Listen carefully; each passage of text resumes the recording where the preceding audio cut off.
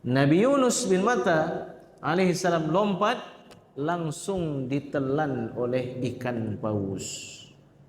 Nabi Yunus mengingatkan kaum beliau, mendakwahkan Islam kepada kaum beliau agar mereka memeluk agama Islam, agar mereka mentauhidkan Allah, agar mereka beribadah hanya kepada Allah, tidak mempersekutukan Allah dengan segala sesuatu.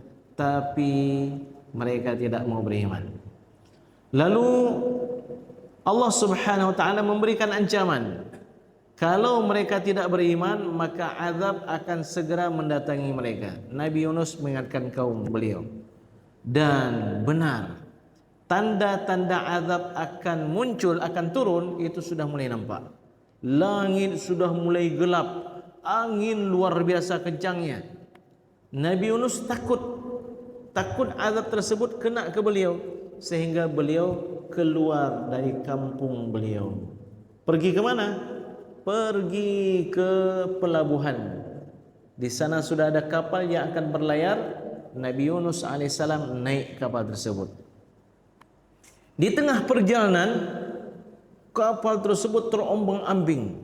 Sepertinya muatannya ini melebihi kapasitas. Di samping ada angin dan goyangan ombak di lautan tersebut. Para penumpang kapal tersebut sepakat untuk mengeluarkan barang satu persatu untuk meringankan beban kapal tersebut. Dikeluarkan satu persatu, ternyata masih tetap goyang. Dikeluarkanlah semua barang, tetap juga. Sehingga mereka mengatakan, sepertinya ada di tengah kita ini orang yang tidak diridai oleh Allah Subhanahu wa taala untuk naik ke kapal ini.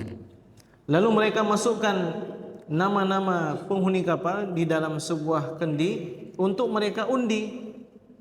Ketika diundi, yang keluar nama Nabi Yunus. Mereka tahu Yunus bin Matta adalah seorang hamba Allah yang saleh.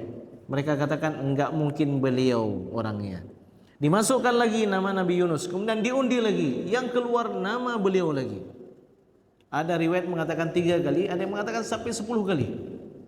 Sehingga Nabi Yunus bin Matta sadar diri dan beliau pun lompat dari kapal tersebut. Ternyata di bawah kapal itu, yang membuat kapal itu goyang, rupanya ada ikan paus di bawah. Nabi Yunus bin Matta alaihissalam lompat, langsung ditelan oleh ikan paus. Nabi Yunus sadar diri, ini kesalahan saya, keluar tanpa izin dari Allah Subhanahu wa taala.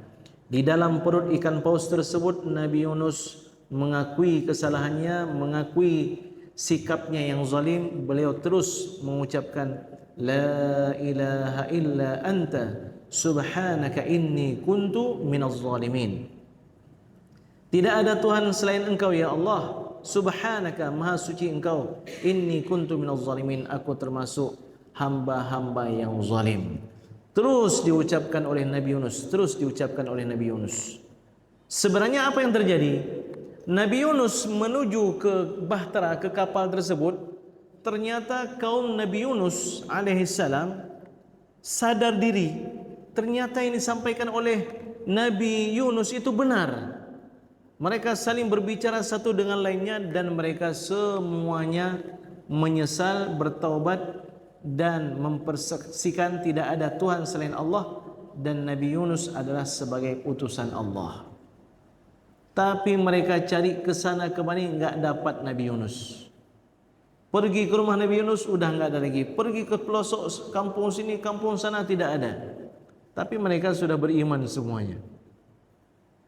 Ada yang riwayat mengatakan Nabi Yunus 7 hari, ada yang mengatakan 40 hari di dalam perut ikan paus tersebut. Terus beliau ucapkan, la ilaha illa anta subhanaka inni kuntu minaz zalimin. Sehingga ikan paus tersebut memuntahkan isi perutnya, keluarlah Nabi Yunus dalam kondisi kulit yang rusak, dalam kondisi kesehatan yang sangat sulit. Lalu Nabi Yunus memakan obat yang diberikan ilham oleh Allah Subhanahu wa taala, buah. Apa yang dimakan oleh beliau? syajarah min yaqtin. Ada yang meriwayatkan dia itu adalah qara'. Apa itu qara'? Labu tanah. Labu tanah itulah yang dimakan oleh Nabi Yunus bin Matta. Jadi bapak-bapak sekalian yang belum pernah makan labu tanah, beli nanti makan buah labu tanah. Labu tanah yang mau dibuat kolak atau dibuat sele untuk timpan atau apa, makanlah. Lezat itu labu tanah. Ini seringnya maunya yang asin, yang pedas, yang asam saja. Ini labu tanah itu bagus bapak sekalian.